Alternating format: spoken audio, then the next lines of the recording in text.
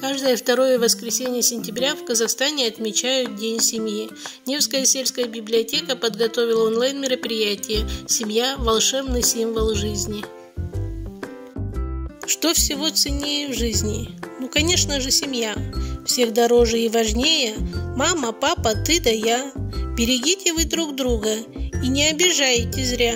Счастья в доме и любви вам. Всегда радостного дня. Семья. Это слово нам многое скажет. Семья нам с рождения путь в жизни покажет. И каждый, какой бы в ней ни был момент, волшебнее и роднее моментов и нет.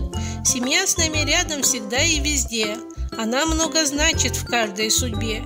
Семья – волшебный символ жизни. В ней все.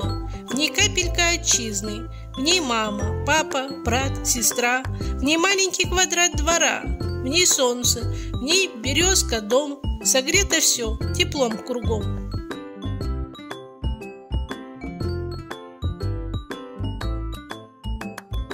Спасибо за внимание. Всех с праздником!